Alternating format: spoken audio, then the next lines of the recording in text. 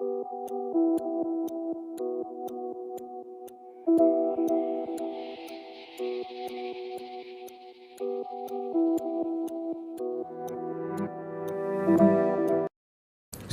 warahmatullahi wabarakatuh.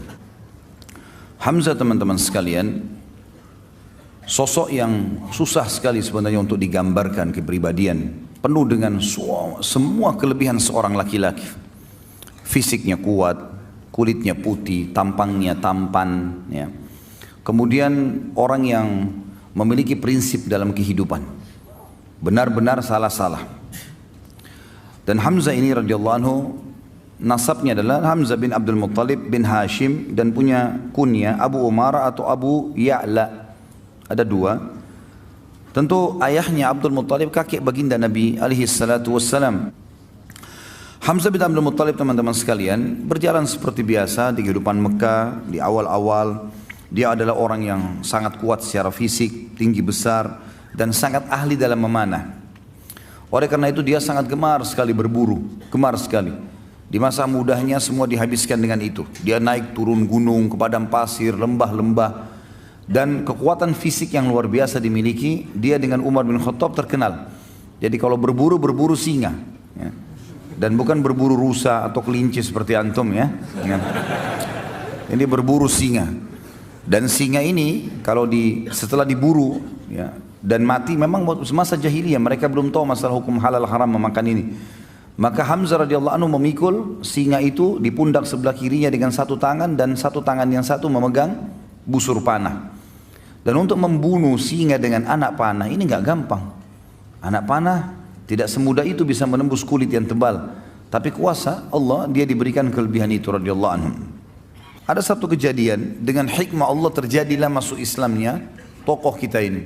Dengan tiba-tiba begitu saja. Kisahnya adalah pernah satu waktu Nabi SAW waktu di Mekah selalu dicaci maki. Dan caci makian ini selalu dianggap biasa oleh baginda Nabi SAW. Biasa sekali dianggap, sudahlah kamu penyihir, didiamin. Kamu penjahat, didiamin. Kamu penyamun, dibiarin. Bahkan Nabi SAW pernah lagi sujud dituangkan kotoran unta di atas leher beliau. Beliau SAW diam. Bahkan pernah batang leher beliau diinjak ya, sampai susah bernafas gitu kan. Namun Nabi SAW sabar. Dibiarin saja, karena tidak ada kekuatan di Mekah. Beliau bersabar dan belum ada perintah untuk melawan pada saat itu. Tapi satu waktu teman-teman sekalian, Abu Jahal waktu melihat Nabi SAW lagi tawaf, dia mengucapkan kata-kata yang sangat menyakitkan, bahkan lebih sakit daripada melukai fisik. Namun dalam buku sejarah tentu tidak disebutkan cacian itu seperti apa. Cuman hampir semuanya mengatakan cacian itu sangat menyakitkan, bahkan mengalahkan sakitnya fisik. Penghinaan yang luar biasa. Dan tidak ada orang yang membela Nabi SAW, walaupun dari suku beliau. Ada seorang budak wanita, budaknya Abdullah bin Jud'an, lewat melihat Nabi SAW dicaci maki dengan cara seperti itu. Dan dia tahu, tuannya ini Abdullah bin Jud'an tidak membenci Nabi SAW. Maka dia pun berusaha mengangkat suaranya mengatakan, "Hai Quraisy, tidakkah kalian punya sopan santun? Kenapa kalian membiarkan ini? Kenapa dicaci maki?" Nggak ada yang peduli. Apalagi ini budak wanita yang bicara. Maka budak ini lari keliling sampai dia keluar pintu gerbang Mekah yang dikenal dengan pintu Bani Syaibah. Begitu keluar di sana dia temu Hamzah. Hamzah baru pulang dari berburu. Lagi bawa singa ya, di pundak kirinya dengan pegang busur panah. Dan ini yang buat ini cuma Umar bin Khattab sama Hamzah. Berdua. Kalau dua orang ini masuk ke Mekah sendirian, berburu tidak ditemani sama teman-temannya, sendirian. Yang lain semua pada sibuk pada mengajak teman-temannya kalau berburu untuk berjaga-jaga, dia enggak. Begitu lewat budak ini mengatakan, "Wahai Hamzah, tidakkah kau mengetahui apa yang Abu Hakam lakukan terhadap ponakanmu Muhammad?" Kata Hamzah, "Apa yang dilakukan?" Kata dia telah mencaci makinya begini dan begitu. Disebutkanlah kalimat-kalimat cacian itu. Tapi sekali lagi dalam riwayat tidak disebutkan. Dan memang tidak ada maslahat kita mengetahui jenis cacian itu. Yang penting memang ini perbuatan yang buruk. Maka kata Hamzah, tidak ada yang membelahnya. Kata budak tersebut, demi Allah tidak ada. Maka Hamzah nggak pakai tunggu pada saat itu. Sambil membawa singa, sambil memegang busur, langsung datangi Abu Jahal. Di dekat Ka'bah. Tidak pakai banyak ngomong. Singanya ditaruh di sebelah situ, kepalanya Abu Jahal dihantam dengan busur. Berdarah, luka. Karena Abu Jahal waktu itu dianggap rajanya Mekkah lah istilahnya, orang yang dituakan di situ. Maka orang-orang sekitarnya mau membela. Kata Hamzah silahkan, maju silahkan, siap untuk mati. Hamzah mau membela. Lalu dia mengatakan kepada Abu Jahal, hai Abu Hakam, berani benar kau caci maki ponakanku, sementara aku dalam agamanya. Kalimat itu, sementara aku dalam agamanya. Padahal Hamzah belum masuk Islam ini. Dia pun tidak tahu kenapa dia ucapkan kalimat itu. Maka Abu Jahal mengatakan, biarkan dia. Memang saya yang salah. Saya sudah berlebihan telah menghina keponakannya. Hamzah radhiyallahu anhu pulang ke rumahnya. Dia renungi kalimat tersebut. Kenapa tadi saya ucapin nih? Apakah besok saya harus kembali ke Quraisy dan mengatakan bahwasanya saya bukan di agamanya Muhammad? Dan ini aib bagi orang Arab menjilat kembali ludahnya. Sudah mengucapkan lalu ditarik. Nggak mungkin. Tapi kalau saya tidak perbaiki, saya bukan muslim, bukan agamanya Muhammad ini. Dia bingung pada saat itu. Pada malam itu dikatakan dalam riwayat-riwayat yang sahih, dia berdoa kepada Allah mengatakan, ya Allah, kalau agama keponakanku Muhammad benar, tanamkan dalam hatiku. Dan kalau seandainya tidak benar, maka hilangkanlah. Berikanlah aku solusi dengan Quraisy. Maka Hamzah pun berkata keesokan paginya pada saat dia bangun, dia merasa dekat, dia merasa tenang dengan agama Nabi SAW, maka dia pun datang mengucapkan syahadat. Dan ini rahasia masuk Islamnya Hamzah radhiyallahu anhu. Masuk Islamnya Hamzah radhiyallahu anhu. Berjalanlah waktu pada saat itu teman-teman sekalian, waktu dia sudah syahadat, maka orang-orang di Darun Nadwa, tempat berkumpulnya Nabi SAW dan orang-orang kaum muslimin, mereka bergembira, mereka bertakbir. Dan orang-orang Quraisy pada saat tahu Hamzah masuk Islam juga takut. Mereka takut karena Hamzah sendirian bisa melawan banyak orang Quraisy. Dan selalu saja kalau ada orang-orang muslim lagi menuju ke Darun Nadwa, maka Hamzah berada di pinggir jalan dengan kudanya, mendampingi sendirian. Sampai kaum muslimin masuk ke Darun Nadwa, maaf bukan Darun Nadwa, Darul Arqam. Darun Nadwa ini tempat kumpulnya orang Quraisy. Darul Arqam tempat berkumpulnya Nabi SAW berdakwah. Di rumahnya ya, seseorang yang bernama dikenal dengan Arqam. Yang jelas Nabi SAW merasa tertolongkan dengan Hamzah. Tapi Hamzah sendiri nggak cukup. Hamzah nggak bisa sendirian juga membela. Sementara muslimin banyak dari kaum yang lemah, dari budak-budak yang tidak punya kedudukan. Dan halal untuk dibunuh pada saat itu. Kalau ada yang membunuh muslim, tidak dihukum. Siapa saja mau bunuh mereka silakan. Jadi betul-betul tidak ada kedudukan. Sampai nanti Umar bin Khattab masuk Islam, barulah mereka berdua menguatkan posisi muslimin. Hamzah radhiyallahu anhu pada saat dikumandangkan hijrah oleh Nabi SAW ke Madinah, maka dia pun hijrah. Dan kiprahnya lebih banyak kelihatan pada saat sudah hijrah ke Madinah. Termasuk yang paling pertama, yang paling menonjol, karena memang seperti judul kita Hamzah, mimpin para syuhada, adalah medan perang. Medan perang ini adalah sebuah hal yang luar biasa bagi Hamzah radhiyallahu anhu. Sampai-sampai waktu Nabi SAW membentuk brigade pertama atau sariyah pertama. Sariyah kurang lebih 3-100 orang pasukan diutus untuk mengejar pasukan Quraisy. Itu terjadi di tahun 1 Hijriah. Awal hijrah Nabi SAW mengajak para sahabat untuk membentuk sariyah. Berkumpullah beberapa sahabat dan yang paling di depan adalah Hamzah radhiyallahu anhu. Langsung dia mengatakan saya ikut ya Rasulullah, dan Nabi SAW memilih dia sebagai pemimpin pada saat itu. Rasulullah SAW mengutus pada saat itu 30 orang muhajirin untuk menghadang kafilah dagang orang-orang Quraisy yang pulang dari negeri Syam, dan pada saat itu dipimpin oleh Abu Jahal bin Hisham, dan dia memiliki 300 orang pengawal. Bertemulah 30 lawan 300, dan Hamzah memotivasi mereka untuk mati syahid. Maka pada saat sudah akan berhadapan dan Abu Jahal pun tidak bisa menghindar, dia harus berhadapan. Ternyata tempat itu ada satu suku Arab namanya, pemimpinnya namanya Majdi bin Amir al-Juhani. Dan di sini suku adalah suku al-Juhani, berarti sekutu pada saat itu, ya, sekutu kedua belah pihak. Dia sama Muslim punya urusan kerjasama, sama Quraisy juga ada urusan kerjasama. Lalu Majdi berusaha masuk di tengah-tengah lalu mengatakan tidak ada peperangan di wilayah saya. Kalau mau berperang silakan di luar, tapi di sini jangan. Di tempat suku saya, kekuasaan saya tidak boleh. Maka terjadilah pada saat itu terpisah dan tidak bisa atau tidak jadi peperangan. Dan Hamzah pulang sesuai dengan instruksi Nabi SAW. Kalau kafilah Quraisy dapat, serang, ambil. Kalau enggak, maka pulanglah. Dan di sini perlu kita luruskan pemahaman yang mengatakan seakan-akan umat Islam atau Nabi SAW menghalalkan merampok. Ini bukan merampok. Karena umumnya muslimin yang hijrah ke Madinah hartanya di Mekah diambil semua, termasuk Nabi SAW. Maka Nabi SAW menyuruh para muhajirin mengambil hak mereka kembali. Karena biasanya kafilah-kafilah dagang ini yang pergi ke negeri Syam, itu yang punya adalah pemimpin-pemimpin Quraisy, termasuk Abu Jahal, Abu Sufyan, Umayyah bin Khalaf dan seterusnya. Maka Nabi SAW menyuruh muhajirin untuk menyerang. Ini maksudnya. Jadi tidak ada sama sekali unsur merampok di sini, dan jangan disalahpahami teman-teman sekalian. Kemudian teman-teman sekalian, kiprah di perang yang lain adalah Badr. Kiprah di perang Badr. Perang Badr terjadi di Ramadan tahun 2 Hijriah. Nabi SAW mengajak siapa saja yang mau dari penduduk Madinah untuk keluar, muslimin. Terkumpul waktu itu bersama Nabi SAW 313 orang. 314 bersama baginda Nabi SAW. Setelah itu termasuk salah satunya adalah Hamzah. Dan Hamzah waktu itu radhiyallahu anhu termasuk ditunjuk oleh Nabi SAW memimpin orang-orang muhajirin. Berangkatlah mereka ke Badr dengan tujuan mengejar kafilahnya Abu Sufyan, yang pada saat itu dikawal kurang lebih 200 atau 300 orang juga. Kemudian pas tiba di wilayah Badr, kafilah Abu Sufyan lolos.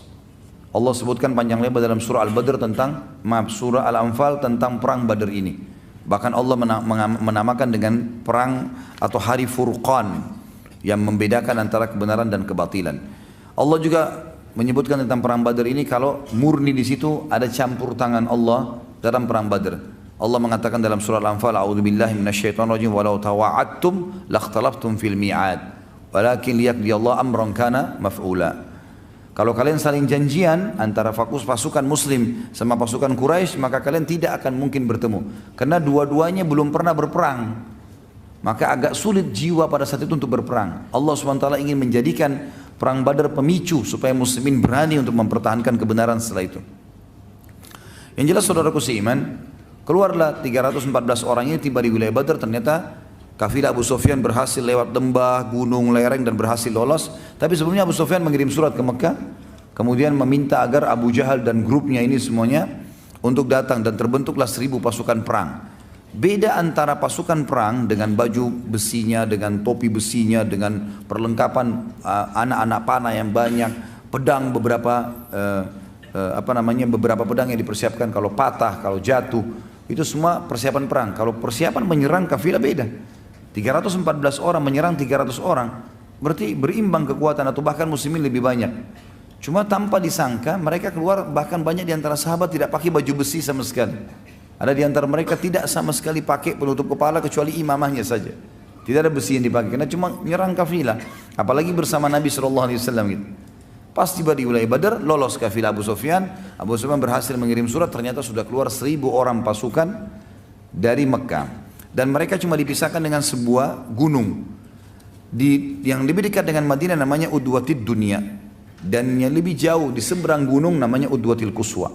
Seperti itulah kurang lebih. Yang terjadi teman-teman sekalian, muslimin tiba di Udwatid Dunia dan musyrikin tiba di Udwatil Quswa. Kafilah sudah lewat ya. Kata Allah dalam surah Al-Anfal, "A'udzubillahi minasyaitonir rajim, antum bil udwatid dunya wa hum bil udwatil quswa war rakbu asfala minkum." Ingatlah ketika kalian muslimin tiba di wilayah dunia, sisi gunung yang lebih dekat dengan Madinah, dan orang-orang musyrik Mekah yang 1000 pasukan di Quswa, di sebelahnya gunung, dan rakbu kafilah asfala minkum, lebih rendah dari kalian, maksudnya sudah berhasil lolos ya. Kalau kalian saling janjian maka tidak akan terjadi. Maka ringkas cerita teman-teman sekalian, Allah Subhanahu wa taala menyampaikan kepada Nabi Muhammad SAW kalau ada pasukan sudah tiba, gitu kan. Lalu Nabi SAW bermusyawarah dengan para sahabat, bagaimana saran kalian? Sekarang kafilah sudah lolos, yang ada di depan kita pasukan perang 1000 orang, kafilah 300 orang sudah lolos, nggak ada harta, nggak ada apa-apa. Ini pasukan yang kita hadapi, bagaimana pendapat kalian? Abu Bakar berdiri mengatakan, "Ya Rasulullah, pergi kemana saja yang anda mau." Umar juga mengatakan, "Ya Rasulullah." Mikdad mengatakan, "Ya Rasulullah." Hamzah pun mengatakan, "Ya Rasulullah, jalan." Kami setuju semua. Sampai Nabi SAW mengatakan, "Berikan pendapat." Lalu orang-orang Ansar mengatakan, "Ya Rasulullah." Karena ini baru pertama kali orang-orang Ansar ikut bersama Nabi SAW. Biasanya kalau mau menyerang kafilah selalu orang-orang Quraisy, orang muhajirin saja. Tapi kali itu orang Ansar diberikan kesempatan. Maka berdirilah Sa'ad radhiyallahu anhu mengatakan, "Ya Rasulullah, seakan-akan anda menginginkan kami orang Ansar." Kata Nabi SAW, "Iya, tentu saja." Lalu kata Sa'ad, "Ya Rasulullah, perintahkan apa saja." Anda mau kemana saja perintahkan, kami akan ikut. Kami bukan berarti mau membela Anda di Madinah saja, di mana saja kami akan bela Anda. Kalau seandainya Anda pun turun ke lautan, Anda perintahkan kami akan ikut. Maka Nabi SAW pun senang pada saat itu, persiapan perang sudah akan terjadi. Berkecamuklah pada saat itu Nabi SAW bertakbir, mengatur strategi perangnya adalah mengatur strategi yang berbeda. Kata Nabi SAW, jangan mulai penyerangan. Semuanya duduk di bawah. Duduk di bawah, mereka sambil pegang perisai, di bagian depan orang-orang yang pegang tombak dan pedang, di bagian belakang para pemanah. Dibagilah oleh Nabi SAW. Orang-orang Quraisy bingung, belum pernah berperang dengan orang di medan perang duduk. Biasanya orang berhadapan, dihantam, pukul, kemudian mereka mundur, seperti itulah. Tapi akhirnya mereka mau berperang, gitu kan. Sebelum berperang, ternyata ada 3 orang, ada 1 orang dulu dari Quraisy. Orang ini teman-teman sekalian, orang yang pertama mati dan pertama dinilai sebagai penghuni neraka. Ya. Jadi jangan contoh ya orang itu. Ya. Namanya Al-Aswad bin Abdul Asad Al-Makhzumi. Al-Aswad bin Abdul Asad Al-Makhzumi. Waktu pasukan sudah mau bergerak, tiba-tiba dia maju ke depan. Dia henuskan pedangnya sambil menantang muslimin. Dan dia bersumpah atas nama Lat dan Uzza, atas patung-patungnya. Saya akan minum dari sumur orang-orang itu, maksudnya kaum muslimin. Karena di belakang pasukan muslim ada sumur, mereka nggak ada sumur gitu. Dengan sombongnya gitu kan. Siapa yang akan menantang saya? Tanpa banyak bicara. Hamzah keluar, radhiyallahu anhu. Hamzah tahu siapa orang ini di Mekah, walaupun dia ini Al-Aswad terkenal orang yang mahir menggunakan pedang, gitu kan. Hamzah terkenal menggunakan panah, gitu kan. Hamzah tidak terlalu mahir dalam masalah pedang, tapi panah iya, gitu, umumnya gitu. Tapi dia bisa. Maka Hamzah pada saat itu menunjukkan kemahirannya dalam pedang. Biasanya dengan panah gitu. Maka Hamzah pun maju dan dalam hitungan beberapa waktu saja sudah dikalahkan Al-Aswad ini. Orang-orang Quraisy kaget, mereka tahunya Hamzah ini biasanya itu tahu mana. Kok sekarang kemahiran pedangnya luar biasa. Al-Aswad terkenal dengan pedang, kalah. Dan akhirnya Hamzah menebas kedua betisnya. Terputus betisnya dan Hamzah biarin. Ini orang ngucur darah, bunuhlah saya. Kata Hamzah tidak, biarin. Rupanya dia untuk memenuhi sumpahnya, dia terus merangkak ke depan pasukan muslimin. Maksudnya dia mau buktikan kalau dia mau bisa minum gitu kan. Kan tadi dia sumpah, dia harus minum air di tengah-tengah muslimin. Begitu dekat sumur, Hamzah bunuh gitu. Supaya sumpahnya tidak terpenuhi gitu. Melihat kejadian tersebut, ada 3 tokoh Quraisy yang lain maju lagi. 3 orang yang maju ini saudara adik kakak dengan anak gitu. Yang dikenal dengan Utbah bin Rabi'ah, Syaibah bin Rabi'ah dan Al-Walid bin Utbah. Utbah bin Rabi'ah dan Syaibah bin Rabi'ah adik kakak. Kemudian Al-Walid bin Utbah anaknya Utbah. Jadi kalau kita susun itu Utbah bin Rabi'ah dengan anaknya Walid bin Utbah. Kemudian ada saudaranya Utbah namanya Syaibah bin Rabi'ah. Keluarlah 3 orang ini dengan menggunakan semuanya topi besi, tinggal matanya yang kelihatan. Siapa yang mau menantang duel? Baiklah. Keluar dari muslimin 3 orang, dari Ansar semua yang keluar. Auf ibn Harith dan Muawwidh bin Harith. Ini Auf dan Muawwidh, kalau antum pernah dengar yang saya juga sampaikan di masalah perang Uhud, mereka lah berdua yang menebaskan pedangnya ke Abu Jahal, ya, yang umurnya masih 15 sama 16 tahun. 2 orang yang sangat pemberani luar biasa. Auf bin Harith dan juga Muawwidh bin Harith. Gitu. Ada yang mengatakan namanya Mu'ad dan Muawwidh, tapi yang jelas namanya sama saja. Ini intinya 2 orang. Dan yang ketiga adalah Abdullah bin Rawahah. Keluarlah mereka, karena mereka tidak pakai imam, tidak pakai topi besi. Mereka keluar tadi mau kejar kafilah saja, maka kelihatan wajahnya. Orang-orang yang 3 orang tadi, Utbah, Syaibah dan Walid, tidak kenal orang-orang ini. Siapa kalian? Mereka sebutin. Kalau mereka juga punya nasab yang baik di orang-orang Ansar. Lalu tiba-tiba Syaibah mengatakan, hai Muhammad, keluarkan dari suku kami. Kami nggak mau dari orang-orang Madinah ini, jangan. Orang dari suku kami yang setimpal dengan kami. Maka Nabi SAW mengatakan, berdirilah hai Ubaidah. Ubaidah adalah sepupu Nabi SAW. Dan umurnya memang sudah lebih tua dari Hamzah. Kemudian kata Nabi SAW, berdirilah wahai Hamzah dan berdirilah wahai Ali.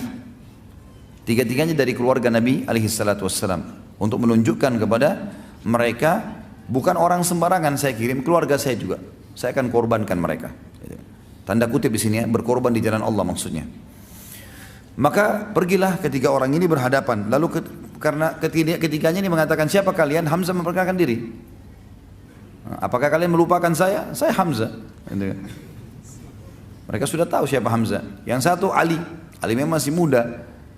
Lalu yang satu Ubaidah. Ubaidah terkenal. Orang mereka sudah tahu. Maka Ubaidah pun akhirnya melawan Utbah. Nah Ubaidah yang paling tua, dia melawan Utbah bin Rabi'ah. Lalu Hamzah melawan Syaibah bin Rabi'ah. Dan Ali bin Abi Thalib melawan Al-Walid bin Utbah. Dalam sekejap saja, baru beberapa kali serangan dari Utbah ini, atau dari Syaibah ini, dihindari oleh Hamzah dan Hamzah berhasil membunuhnya. Ali bin Abi Thalib pun dalam sekejap setelah Hamzah langsung membunuh Al-Walid. Tinggal Ubaidah bersama dengan Utbah, gitu kan? Tinggal dua orang ini. Maka yang terjadi adalah dua-duanya saling menghantamkan pedang dan akhirnya dua-duanya luka. Pada saat luka dan terjatuh, maka Hamzah dan Ali menyelamatkan Ubaidah, dibawa ke pasukan muslimin, lalu kemudian keduanya kembali untuk membunuh Utbah. Dan terbunuhlah 3 orang tokoh Quraisy pada saat itu. Dan pada mereka lah teman-teman sekalian turun firman Allah surah Al-Hijr. Tepatnya kepada Hamzah, Ubaidah dan Ali radhiyallahu anhum ajma'in. Akan mereka untuk bersiap-siap dan tetap duduk. Maka orang Quraisy mulai menyerang. Begitu mereka menyerang, karena orang di bawah mereka bingung mau menyerang seperti apa. Begitu mendekat mereka coba mau tebasin pedang, ditangkis. Ternyata begitu mendekat orang-orang di bagian depan yang pegang tombak menusukkan tombak-tombak ke kuda mereka. Dan akhirnya banyak yang mati korban dari orang Quraisy, jatuh. Barulah Nabi SAW suruh menyerang mereka, anak-anak panah dilemparkan ke arah mereka. Akhirnya sampai ya, peperangan berkecamuk dan sangat seru pada saat itu karena orang-orang Quraisy juga melempar anak panahnya. Hanya saja Hamzah dan Ali ya, ini berdua dengan ada satu lagi namanya Asim. 3 orang ini radhiyallahu anhu ajma'in. Kalau tidak salah dari riwayatnya menjelaskan Zubair bersama mereka. Berempat. Mereka ini sepakat untuk menyerang pemegang benderanya Quraisy. Dan pada zaman dulu sudah pernah saya jelaskan ini, kalau bendera itu simbol kemenangan. Kapan masih ada benderanya walaupun tinggal 1 orang prajurit tetap menang. Walaupun jumlahnya ribuan tapi bendera nggak ada jatuh berarti kalah. Seperti itulah. Maka 4 orang ini sepakat, kita nggak usah ya melawan umumnya orang-orang, cari mana pemegang bendera dari jauh kelihatan, serang ke sana. Maka sepakatlah 4 orang ini untuk masuk dan berhasil. Yang memegang kebetulan bendera ini adalah suku Abdiddar. Suku Abdiddar ini teman-teman sekalian adalah Abdiddar sama Abdul Manaf, saudara kandung dalam jalur nasabnya Nabi SAW. Abdul Manaf dan Abdiddar sekandung. Dari Abdul Manaf turun dan Nabi SAW, Hamzah dan semuanya ini. Dari Abdiddar turun yang lainnya gitu ya. Tapi yang jelas dua ini dulu ini bersaudara dan satu jalur. Yang memegang bendera yang dalam keadaan kafir suku Abdiddar, artinya masih keluarganya Hamzah. Keluarganya Ali radhiyallahu anhu. Tapi Hamzah di sini luar biasa, tidak mempedulikan lagi di kancah peperangan masalah kebenaran walaupun keluarga. Sudah beda di sini. Beda kalau di ajang dakwah itu lain. Di kehidupan kita seperti sekarang lagi tenang itu tidak ada masalah. Kita tidak boleh berperang. Tapi di kancah peperangan sudah beda kasusnya. Sudah nggak ada lagi perbedaan di sini. Yang jelas teman-teman sekalian, Hamzah pun akhirnya menyerang pemegang bendera pertama dan biasanya pemegang bendera ini orangnya sangat kuat. Karena kalau bendera jatuh berarti jadi masalah. Dalam sedikit saja gerakan Hamzah berhasil membunuhnya. Dibantu dikelilingi oleh 3 orang sahabatnya, Ali, Zubair dan juga Asim. Yang satu lagi berdiri, ada 11 anak orang dari turunan Abdiddar ini yang siap untuk ya. Ini kalau tidak salah nama ayahnya Talha, Abu Talha dikenal. Maka dibunuhlah yang pemegang bendera kedua, yang ketiga, yang keempat sampai 11 orang pemegang bendera dibunuh semuanya. Dan dari 11 orang ini 9 orang dibunuh oleh Hamzah. Gitu kan? Hamzah radhiyallahu anhu yang membunuhnya. Padahal Nabi SAW sudah mengatakan tidak akan bersatu antara seorang muslim dan kafir di neraka.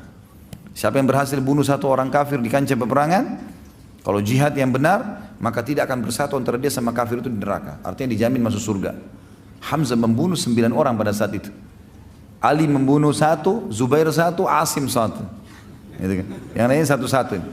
Hamzah 9. Pada saat 9 orang itu sudah jatuh, gitu kan? 11 orang itu sudah mati terbunuh. Tinggal ada 1 orang budak lagi. budak dari Abdiddar. Badannya sangat kekar, dia memegang bendera tersebut lalu dia menggoyangkan. Ya, ini. Pada saat dia lagi menggoyangkan itu, yang mengejar budak ini adalah Asim. Hamzah dengan Ali dan Zubair sudah melihat, oh sudah selesai, bendera sudah jatuh, nggak mungkin. Mereka pas mau balik ternyata budak ini berdiri. Asim lah yang mendekati. Ada satu perempuan, saudarinya 11 orang yang mati melihat. Ternyata 11 orang saudaranya mati semua di dekat bendera. Dan waktu itu Asim mau membunuh yang budak yang terakhir, yang ke-12 sebenarnya. Orang lain ini bukan orang yang punya kewajiban pada saat itu. Maka dia pun berteriak mengatakan, hai Quraisy, dia pikir Asim yang bunuh 11 orang ini. Hai Quraisy, siapa yang bisa mendatangkan kepada saya kepalanya Asim, maka saya akan bersihkan otaknya, batok kepalanya, lalu saya isi dengan emas, sejumlah itulah punyanya dia. Lalu saya akan minum khamr di batok kepalanya. Perempuan itu berkata gitu. Akhirnya orang-orang Quraisy banyak yang mendekati bendera mereka pada saat itu. Dan berhasil, pada saat itu orang-orang Quraisy banyak mengejar Asim, dan Asim sempat mundur, ya, artinya mencari lowongan kesempatan untuk menyerang yang lainnya. Sampai akhirnya orang-orang Quraisy terkalahkan pada saat itu karena budak ini berhasil dibunuh lagi oleh Hamzah. Jadi Hamzah memanuver dari belakang pasukan dan membunuh budak ini sehingga bendera jatuh. Dan waktu itu sudah tidak ada lagi berani yang memegang bendera karena bendera ini tertancapkan dan di situ ada 12 orang yang memang ditugaskan Quraisy untuk memegang bendera. Maka kocar-kacirlah pasukan ini, bubar semuanya, gitu kan. Jadi kita bisa katakan teman-teman sekalian, kemenangan di Badar disebabkan oleh siapa? Setelah Allah SWT, Hamzah. Karena Hamzah membunuh 10 orang sekarang. 9 tadi dari memang pegang bendera, yang satu ini adalah budak yang juga memegang. Dan akhirnya gara-gara itu lemahlah pasukan Quraisy, terkalahkan mereka. Pada saat itu teman-teman sekalian, menanglah muslimin dan dikatakan dengan hari Furqan. Dan Nabi SAW mengatakan, Allah telah memberitahukan kepadaku bahwasanya penghuni Badar yang hadir di Badar boleh berbuat apa saja dan Allah sudah maafkan kesalahan mereka. Dan Hamzah adalah salah satunya. Ternyata pada saat pulang ke Mekah, Abu Sufyan merasa terpukul karena di perang Badar semuanya tokoh-tokoh mereka mati. Abu Jahal, Umayyah bin Khalaf, tadi Utbah bin Rabi'ah, Syaibah bin Rabi'ah, Al-Walid, ini semua tokoh-tokoh Quraisy mati semua. Ya, Quraisy banyak sekali, sekitar 70 atau berapa orang yang mati semuanya. Maka Abu Sufyan bilang jangan ada yang bersedih. Nanti muslimin merasa tamak dengan kita. Kita harus bentuk pasukan, tahun depan serang. Tahun depannya, tahun 3 Hijriah terjadilah perang Uhud. Ya. Waktu pasukan Quraisy keluar dari Mekah jumlahnya 3.000 orang, Nabi SAW mendapatkan wahyu untuk perang Uhudnya. Nabi SAW musyawarah dengan para sahabat, dihadiri juga oleh Hamzah pada saat itu. Ini orang-orang Quraisy sudah keluar dari Mekah nih. Mereka sudah menuju ke Uhud, dan Uhud itu masih wilayah haram. Wilayah haramnya Madinah, tapi di luar pintu gerbangnya Madinah. Jadi kalau Madinah dulu ada benteng yang besar, Uhud di luarnya, pas keluar pintu gerbang langsung Uhud. Walaupun dia masuk wilayah haram, makanya sekarang masuk wilayah Madinah. Quraisy sudah akan menuju ke situ dan sebentar lagi tiba. Maka Nabi SAW musyawarah dengan para sahabat. Jadi perjalanan Mekah Madinah itu 3 hari. Ini tinggal 1 hari lagi perjalanan Quraisy akan tiba dan Nabi SAW dapat wahyu.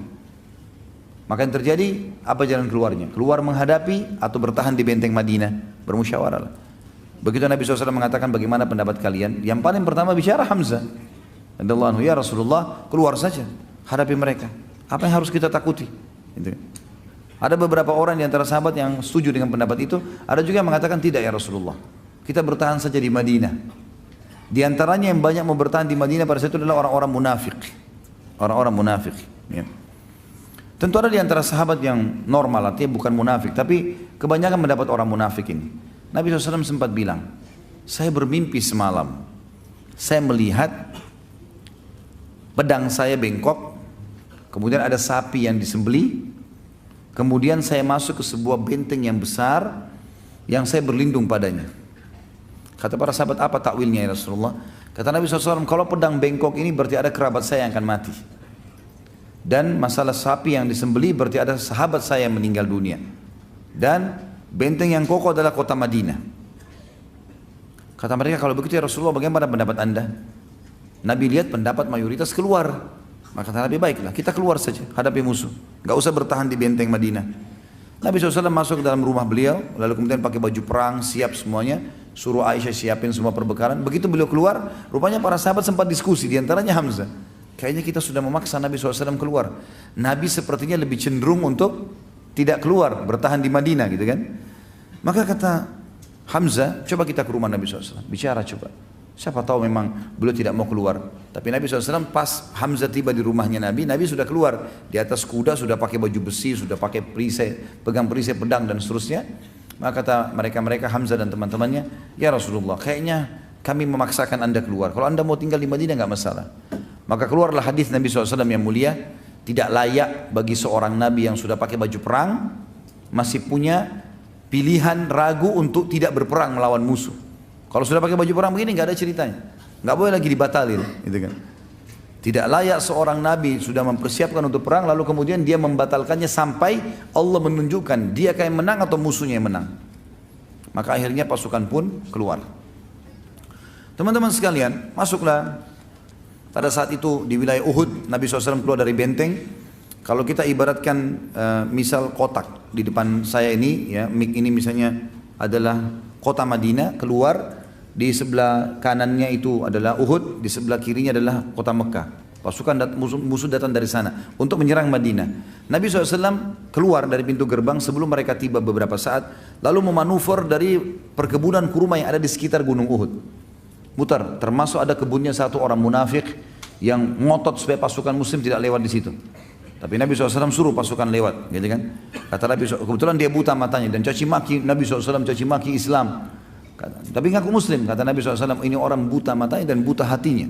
Ya. Maka Nabi SAW lewat dengan pasukan sampai manuver ada di depannya Uhud. Jadi sudah menghadap ke Mekah, gitu kan? Pasukan Quraisy itu tiba melihat kejadian tersebut, mereka juga sudah mengatur balik, tadinya mau nyerang Madinah, sekarang menghadap ke pasukan muslimin. Tentu kita sudah tahu di perang Uhud Nabi SAW taruh 50 pemanah di atas gunung pemanah. Nanti akhirnya ada 43 orang yang turun dan meninggalkan instruksi Nabi SAW sehingga menyebabkan kalah. Kemudian ada 7 orang yang dibunuh oleh pasukan Khalid bin Walid. Yang jelas pasukan Quraisy 3.000 orang, 2.800 di kancah peperangan, 200 orang di sebuah lembah di dekat gunung pemanah dipimpin oleh Khalid bin Walid pada saat itu. Dengan Amr bin As, 2 orang ini terkenal pada saat itu, nanti dia masuk Islam tentunya. Itu sebagai pimpinan Quraisy yang di dalam pasukan 200 orang, di antaranya Ikrimah bin Abi Jahal, yang sudah kita jelaskan pada pertemuan yang lalu.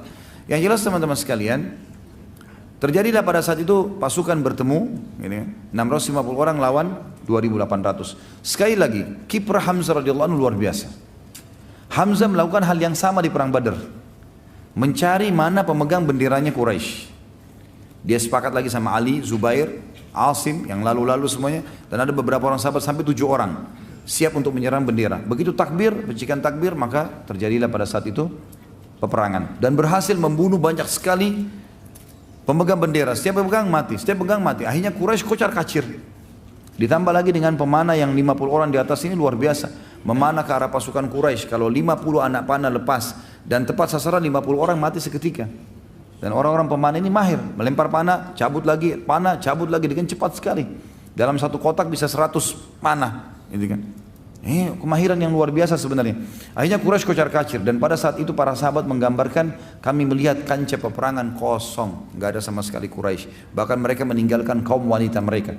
Termasuk tradisi orang Arab pada saat itu sangat aib meninggalkan wanita di kancah peperangan. Lebih baik dia mati daripada meninggalkan perempuan. Tapi waktu itu perempuan semua kelihatan tidak bisa lari. Laki-lakinya semua sudah lari pakai kuda, gitu kan. Maka mereka naik ke bukit-bukit kelihat. Para sahabat tentu memunguti harta rampasan perang dan terjadilah hal yang diinginkan dengan hikmah Allah Subhanahu wa taala. Turunlah 43 orang dari pemanah tadi. Hamzah dengan teman-temannya 650 orang ini, kurang lebih 600 orang pasnya, karena 100 orang ada di belakang. 600 orang ini semuanya ya mengejar musuh yang 2000 itu. Memastikan mereka agar jauh dari Madinah, gitu kan, begitu dikejar. Hamzah termasuk yang mengejar tadi. Ada sebagian orang yang memungut harta rampasan perang, sekitar mungkin 100 orang kalau kita total jumlahnya, bersama dengan 50 orang pemanah di atas. Maka yang 43 orang dari pemanah mengatakan kayaknya sudah habis nih, sudah nggak ada lagi musuh. Ayo kita turun. Abdullah bin Jubair pemimpin mereka di atas bukit pemanah mengatakan jangan. Rasulullah SAW menginstruksikan jangan turun, menang atau kalah. Maka mereka mengatakan tidak ada lagi, hai Abdullah, apalagi mau ditunggu. Mereka turun akhirnya berkhianat di sini tanda kutip. Lalu Khalid bin Walid melihat kejadian tersebut putar dari lembah, naik ke atas gunung membunuh 7 orang, kemudian Khalid bin Walid menyerang dari belakang. Pada saat diserang dari belakang teman-teman sekalian, maka 600 orang tadi sudah jauh ke depan, yang di bawah sisa 100-an saja, maka ini diserang oleh Khalid bin Walid. Terjadilah pada saat itu korban yang sangat banyak, luka, mati dan seterusnya. Lalu bendera orang Quraisy yang jatuh diangkat oleh Khalid bin Walid dengan pasukannya. Lalu pasukan Khalid terbagi dua. Ada yang menyerang Nabi SAW yang berada di dekat bukit Uhud. Ada yang menyerang, menghabiskan atau berusaha membunuh kurang lebih 100 orang sahabat yang ada di situ. Pada saat itu bendera berdiri dari jarak jauh. Yang 2000 orang tadi yang lari itu melihat bendera berdiri lagi di kancah peperangan. Mereka kembali. Dan pada saat mereka kembali, pasukan muslimin yang mengejar juga melihat, kok bisa kembali lagi. Mereka lihat ke belakang, ternyata bendera Quraisy berdiri. Mereka berusaha kembali duluan ke kancah peperangan sebelum orang-orang ini tiba gitu. Nah pada saat itu terjadi dua hal yang besar. Terjadi tabrakan antara pasukan muslim yang melarikan diri dari dikejarnya oleh Khalid bin Walid dengan pasukan 600 sahabat yang kembali. Sampai ada beberapa sahabat yang mati pada saat itu, korban karena kesalah bunuh gitu. Ada sahabat yang membunuh sahabat Nabi yang lain karena tidak faham. Tapi ini dimaafkan oleh Allah SWT tentunya melalui lisan Nabinya Muhammad SAW. Ringkas cerita, rupanya sebelum berangkat pasukan Quraisy, ada satu orang yang sangat jengkel sekali dengan Hamzah. Dan orang ini sebenarnya Jubair bin Mut'im. Ya. Jubair bin Mut'im ini punya paman terbunuh pada saat itu di Badr dan dibunuh oleh Hamzah. Maka dia berkata kepada budaknya yang bernama Wahsy, berangkatlah bersama orang-orang jika engkau membunuh Hamzah, paman Muhammad, demi membalas dendam pamanku yang bernama Thu'aimah bin Adi yang dibunuh oleh Hamzah, maka engkau akan merdeka. Waktu masih di Mekah. Dan kebetulan memang si Wahsy ini orang yang sangat mahir. Saking mahirnya dia melempar tombak sampai dikatakan dia bisa melempar tombak memasuki sebuah lubang besi yang diputar dengan kencang, gitu kan? Kemudian dia bisa melempar dan bisa masuk ke tengah-tengahnya tanpa harus memberhentikan goyangannya besi itu. Jadi saking cepatnya, jadi besi bulat diikat dengan tali kemudian diputarin dengan kencang. Itu sementara berputar dia bisa lempar tombak melewatin tengah-tengah lubangnya tanpa memberhentikan goyangnya lingkarannya besi itu. Jadi sangat luar biasa terampilnya. Maka dia mengatakan kau akan bebas. Kata Wahsy, saya pun pada saat itu tidak berpikir apa-apa masuk kancah peperangan kecuali harus bisa membunuh Hamzah. Karena saya bebas, saya nggak ingin berperang. Waktu Hindun binti Utbah, istrinya Abu Sufyan, ayahnya dia Utbah bin Rabi'ah yang terbunuh pada saat duel di Badr, gitu kan? Utbah ayahnya dia dibunuh oleh Hamzah. Karena waktu Utbah duel sama Ubaidah kan terluka. Lalu kemudian waktu Ubaidah diselamatkan oleh Hamzah dan Ali, Hamzah menusuk Utbah. Syaibah pamannya Hindun juga dibunuh oleh Hamzah. Al-Walid saudaranya dia dibunuh oleh Ali, gitu kan. Maka dua orang sini ayah dan pamannya dibunuh oleh Hamzah. Maka dia pun memanggil Wahsy sambil mengatakan, hai Wahsy, selain majikanmu Jubair bin Mut'im yang akan menjanjikan kau bebasan, kamu lihat ini perhiasan saya, dikeluarin satu kotak penuh perhiasan yang mahal sekali. Karena dia ratu Mekah.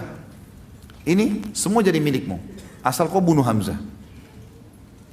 Kata Wahsy pada saat itu, saya benar-benar cuma berpikir pada saat itu bagaimana saya bisa mendapatkan kebebasan dan mendapatkan harta ini. Itu saja yang saya pikirin. Di sini ada satu hal yang menarik. Penulis mengangkat dalam buku tentang masalah. Coba kita dengarkan bagaimana Wahsy menceritakan pada saat itu. Wahsy berkata, aku adalah hamba sahaya milik Jubair bin Mut'im.